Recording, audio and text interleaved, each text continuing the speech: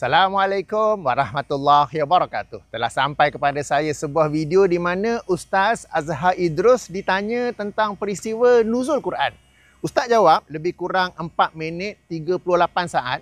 Tapi saya dengar beberapa kali macam tak jawab soalan tu. Tapi cuba para penonton dengar, mungkinkah beliau jawab, saya yang tak tangkap? Ayuh tonton, kemudian saya berikan ulasan, react dan kritikan. Al-Quran diturunkan pada malam Lailatul Qadar. Soalan saya, mengapa nuzul Quran disambut pada pertengahan Ramadan? Dia tak puas hati. Dia kata Quran akan turun malam Lailatul Qadar. Kenapa disambut pada pertengahan Ramadan? Nuzul Quran. Bijak kok dia. Betul tak? Baik, bulan Quran, bulan Ramadan ialah bulan turunnya Quran. Quran tu Quran Arab kita tu. Nuzul tu bahasa Arab. Nampak? Melayu kangen benda. Nuzul Quran, nuzul Arab, Melayu.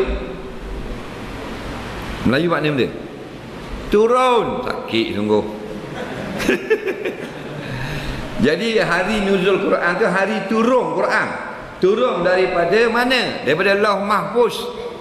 Tak lagi.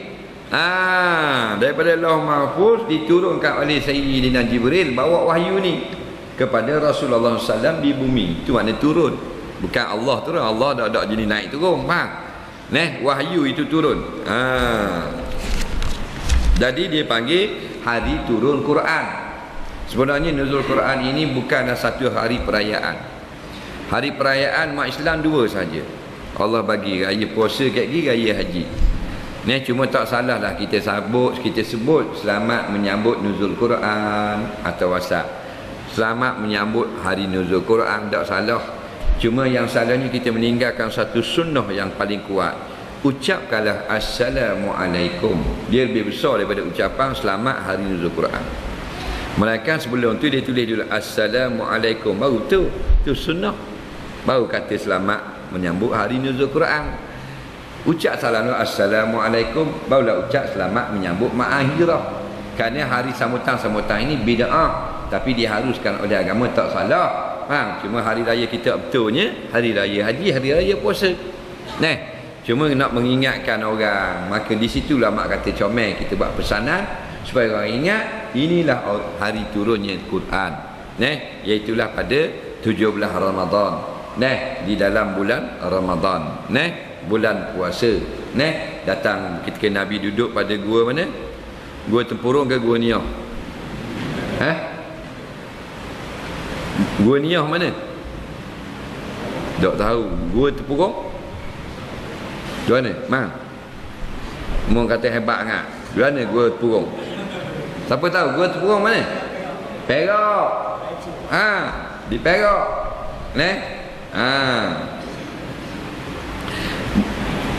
Tapi turun ini Jibril jumpa Nabi dalam gua mana?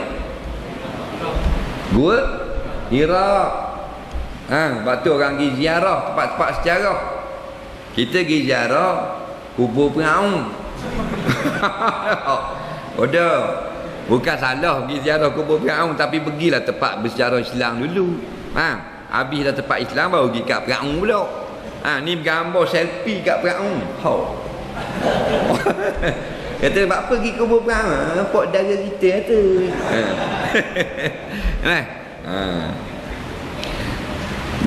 Jadi turunnya lah kita menganggap kita ulama sebenarnya berkhilaf lah. Ulama pada tarikh Masihi ni jatuh ke berapa sebenarnya?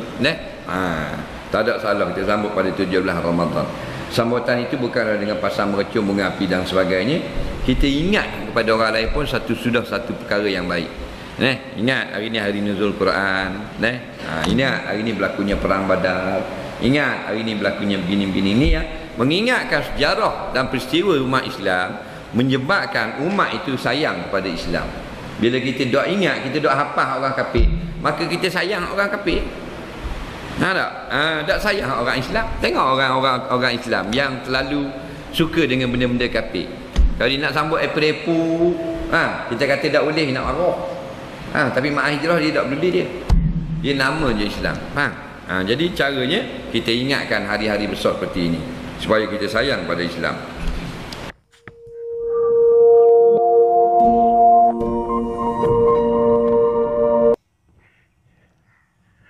Baiklah, kita sudah pun mendengarnya ya. Okey. Agak-agaknya Ustaz jawab soalan ke tidak? Kan sebab kalau kita tengok komen penonton pun, okey, video tu link dalam kotak description, okey. Dan ada komennya kepada video asal tu sebab ia video dari YouTube. Ada juga yang komen tak jawab soalan pun kan. Dan nampak gaya Ustaz Azhar Idros pun tak berapa tahu sebenarnya. Tapi dia cuba tutup. Dia cuba cover up dengan buat lawak tu, lawak ni, tanya gua tu, gua ni. Para penonton yang dirahmati Allah. Kepada para ustazah, kalau tak tahu, jawab tak tahu.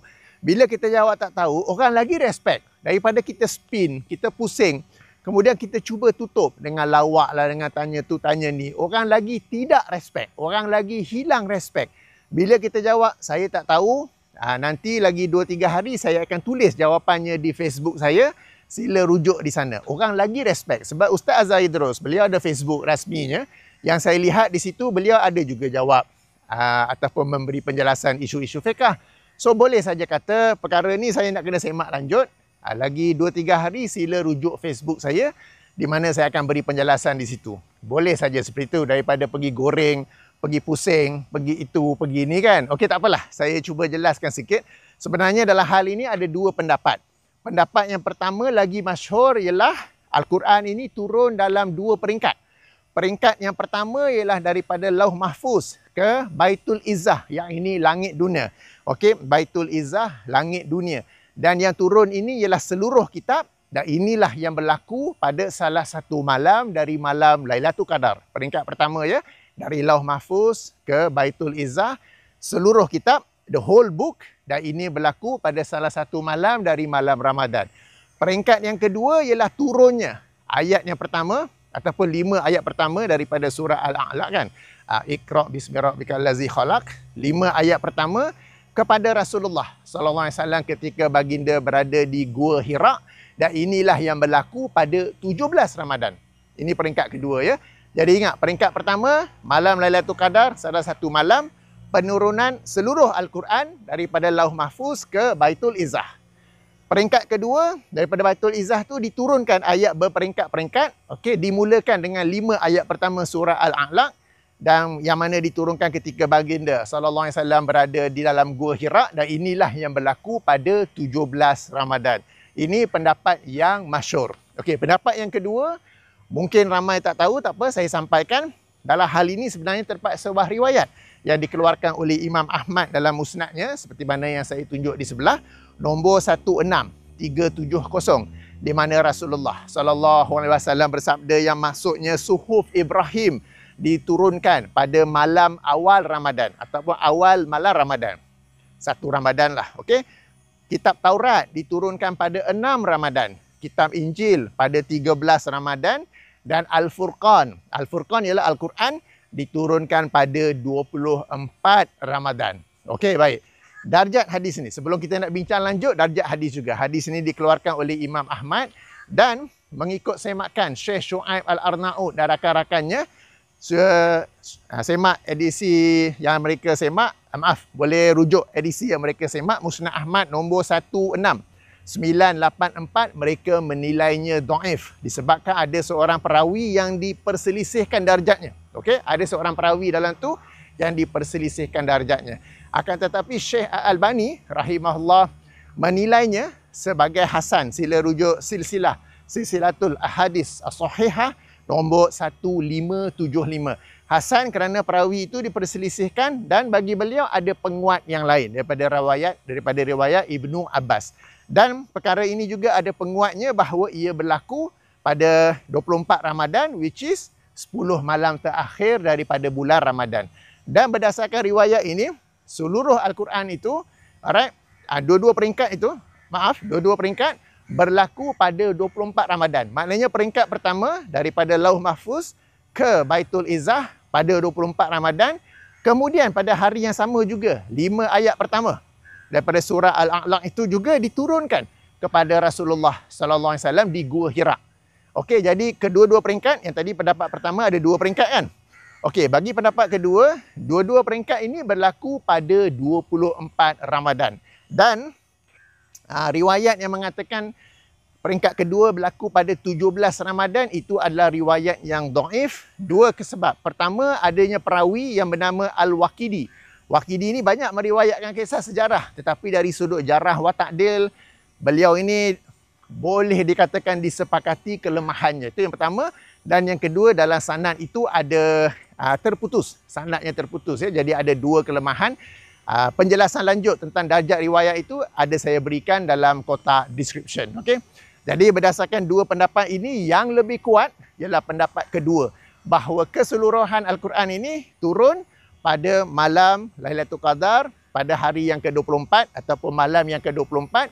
Dan kedua-dua peringkat berlaku pada 24 bulan tu. Peringkat yang pertama daripada Lauh Mahfuz ke Baitul Izzah.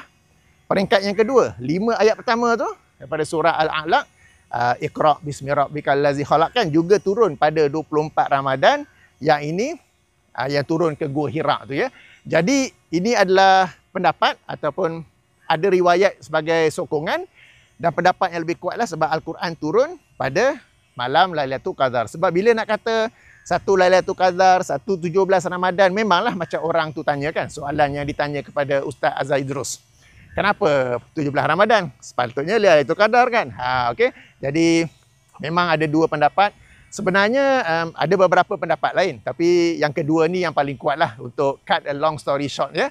Rujukan lanjut boleh rujuk dalam kotak description, saya ada bagi link untuk rujukan lanjut.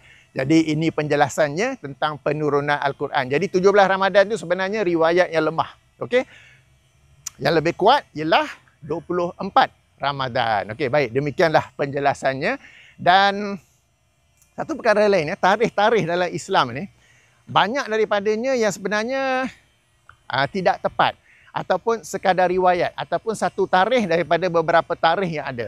Seperti tarikh Isra' Mi'raj ke, tarikh kelahiran baginda sallallahu alaihi wasallam ke. Alright. So ia adalah perbincangan di kalangan ahli sejarah, dan apa yang lebih kuat itu, apa yang disambut di Malaysia siap dengan cuti itu tak semestinya yang lebih kuat.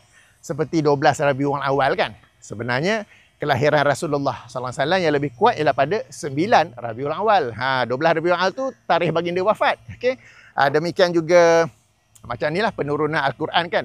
Yang lebih kuat ialah 24 Ramadan. Meskipun riwayat tu kita kata ada perselisihan di kalangan ahli hadis, tapi paling kuat yang ada. Sebab ini lebih kuat daripada riwayat Al-Waqidi. Dan ini selari dengan malam Lailatul Qadar, dengan ayat Inna anzalnahu fi Lailatul Qadar kan. Bahawa Al-Quran ini diturun pada malam Qadar, dan malam Qadar itu pula 10 malam terakhir Ramadan, dan 24 Ramadan memang berada pada 10 terakhir. Jadi ada penguat-penguatnya di situ. Alright. Sebelum tu, sebelum berakhir, nanti adalah yang IQ 1 digit komen. Kapten ni dia tak percaya Al-Quran turun. Tak, kita bukan tak percaya. Kita bukan bincang Al-Quran turun ke tak. Kita bincang bila turun. Sebab nanti adalah yang IQ 1 digit ni. Dia tak percaya Al-Quran turun. Sama juga Isra' Mi'raj kan. Dia tak percaya Isra' Mi'raj. Kita bukan tak percaya Isra' Mi'raj. Kita bincang tarikh ia berlaku. Okey, baik. Demikianlah ulasan, react dan kritikan saya. Saya tutup dengan subhanakallahumma wa bihamdika. Asyhadu an la ilaha illa anta. Astaghfiruka wa atubu ilaika. Assalamualaikum warahmatullahi wabarakatuh.